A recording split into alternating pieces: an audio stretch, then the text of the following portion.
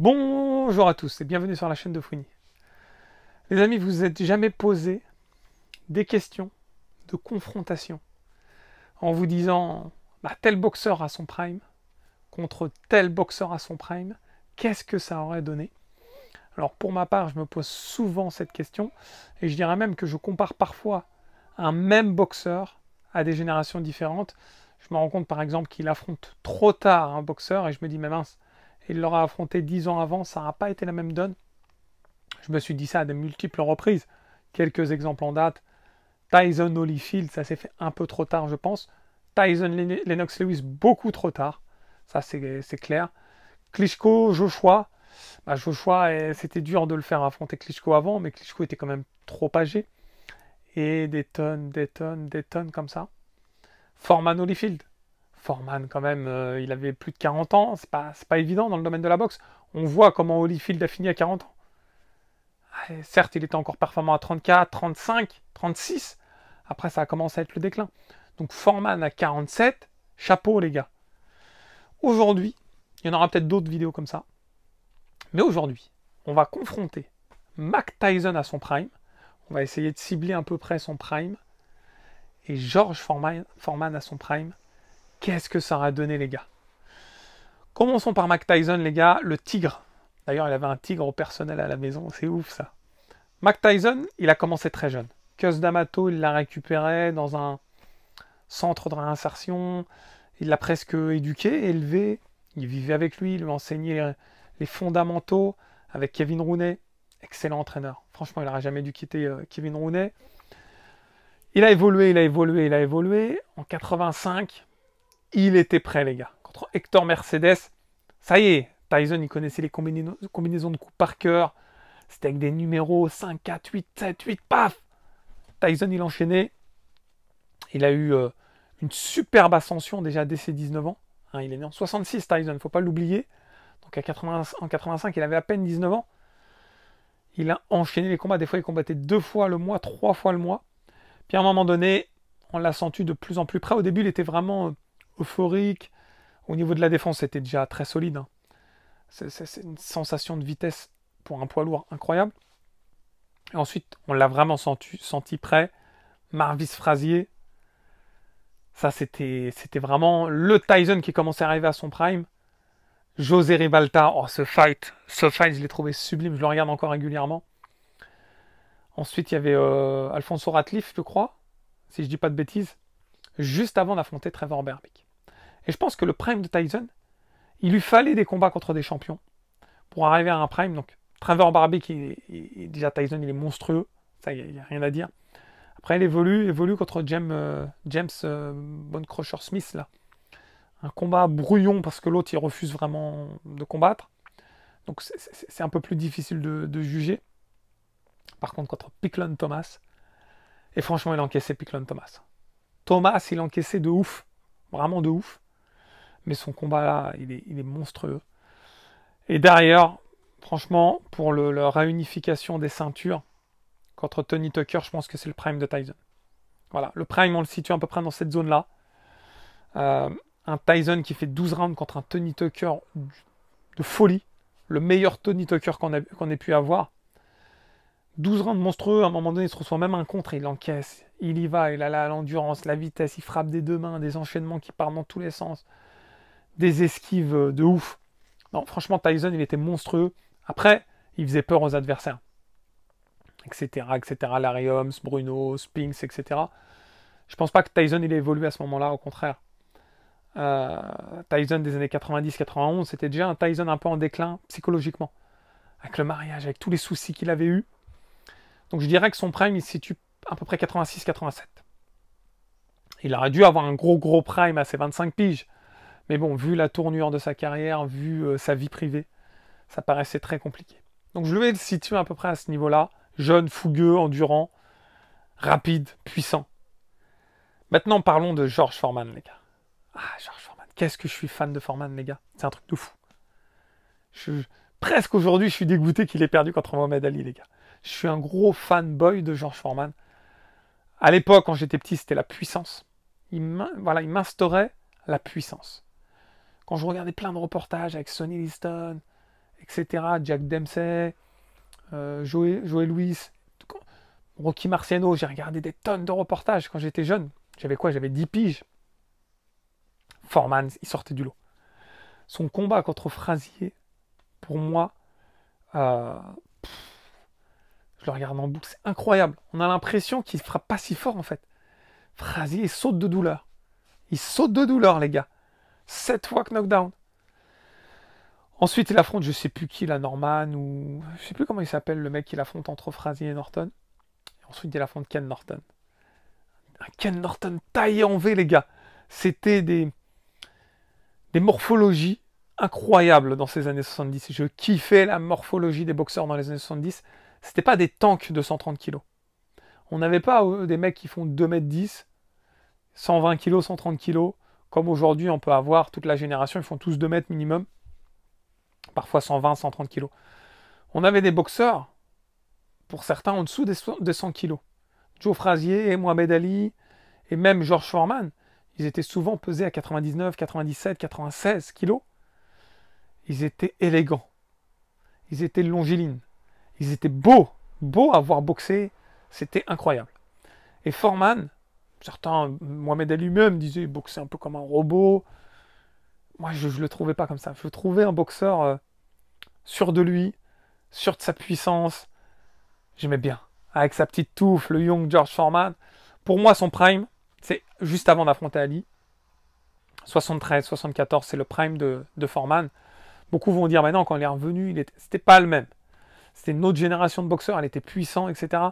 Mais pour moi, son prime, il l'avait à 25 piges. Il a été champion olympique, si je ne dis pas de bêtises, à Mexico en 68. Si je ne dis pas de bêtises. Allez, je pense que ouais, à ses 25 ans, c'était son prime. Donc on va comparer les deux. On va comparer Mike Tyson, 86-87, à Foreman, 73-74. Et on va se dire, qu'est-ce que ça aurait pu donner? C'était impossible qu'ils s'affrontent à ce moment-là, hein, évidemment. Tyson, au prime de Foreman, il avait quoi? Il avait 7 ans. Ils auront pu, par contre, s'affronter avec le vieux George Foreman dans les années 96-97. C'était fort possible. Ça s'est pas fait. J'aurais aimé quand même voir le combat dans ces années-là. Mais le combat qui aurait été vraiment à leur prime, c'était la génération que j'ai donnée. Qu'est-ce que ça aurait pu donner? Donc j'ai fait une analyse.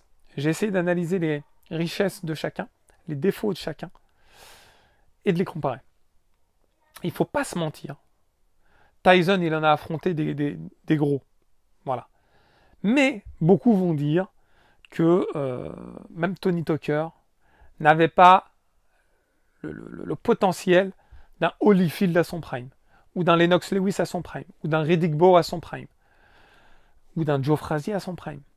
Et je pense qu'ils ont presque raison, mais attention, Tony Tucker, c'était du outboxing, c'était du contre, il dansait sur le ring, une belle boxe, un encaisseur, de la vitesse. Donc Tony Tucker à son prime, attention, c'est du lourd, les gars. C'est vraiment du lourd. Après, il en a enchaîné des boxeurs. Même s'il était au déclin. Il n'y a rien à dire. Bruno, il était dans son ascension, mais il a pris sévère, il a pris cher.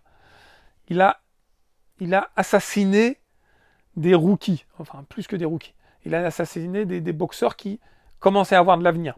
Mais c'est sûr qu'au prime de Tyson, il n'y avait pas à se mettre sous la dent du lourd dingue de l'époque de boxeurs qui ont marqué la légende. C'est vrai. Mais il a calmé tout le monde à son époque. Et je pense que si on lui aurait mis des boxeurs lourds dingues, Tyson, il aurait fait mal. Franchement, il aurait fait mal. Donc là, Tyson, il avait quoi comme qualité? D'énormes qualités. Extrêmement rapide. Mais vraiment extrêmement rapide. Je le voyais boxer comme un boxeur presque catégorie des poids moyens. Je ne vais pas dire les Walters, parce que les Walters sont tellement dynamiques. Presque. Il tape des deux mains. En fait, on ne peut pas dire bras avant, bras arrière avec lui, en fait. Il tape des deux mains. Il n'a pas de position particulière. Tu ne sais pas d'où va venir les coups. Après, avec de la lecture prononcée, ces combinaisons où il s'abaisse là, sur les côtés, il s'abaisse, il remonte en crochet, en remontant, il frappe les flancs pour remonter en uppercut. Holyfield les avait très bien calculés. Certes, c'était pas le Tyson aussi dynamique, aussi vif que 10 ans avant, mais il avait très bien calculé les choses, Holyfield. Il avait étudié ça dans le détail. Mais c'était instinctif souvent pour Tyson. Il a été robotisé dans son enfance pour ses mouvements, ce dynamisme, cet enchaînement de coups, ces combinaisons qu'il réalisait, que ça le rendait trop dangereux.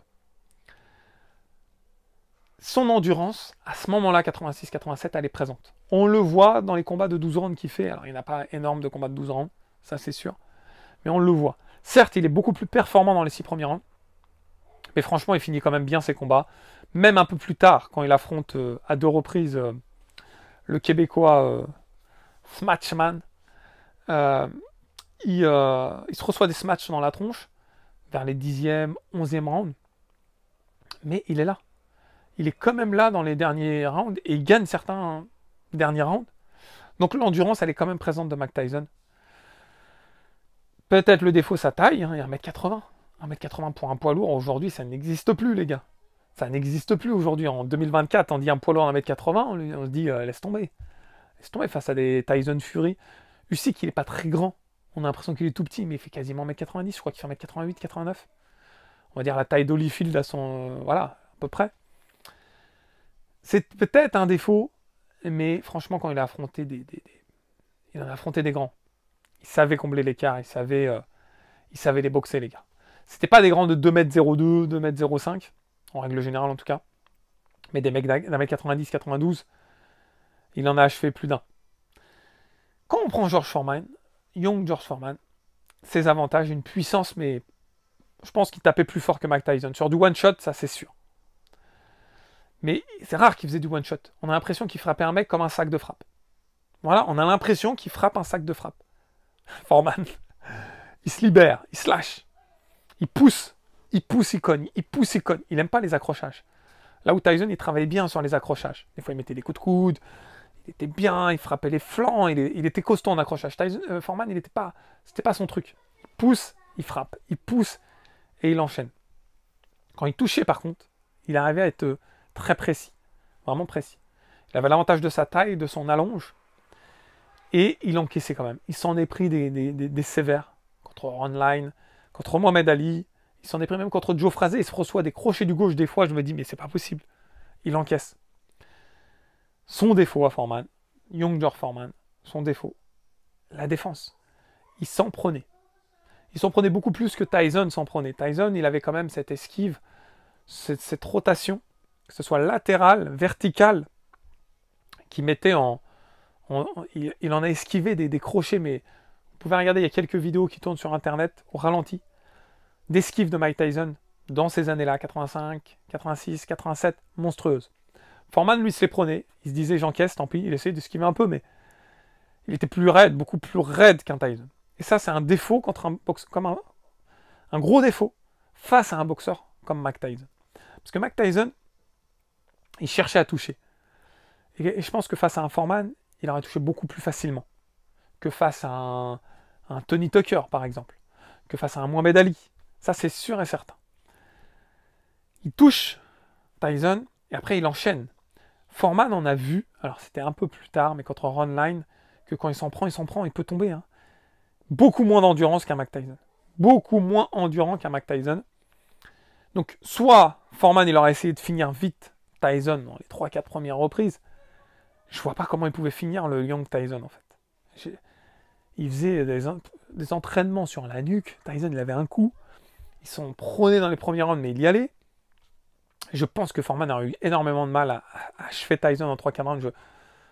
Surtout le Tyson des années 85-87, je vois pas comment c'est possible. Et plus le combat aura duré, plus Foreman aura été fatigué, en fait.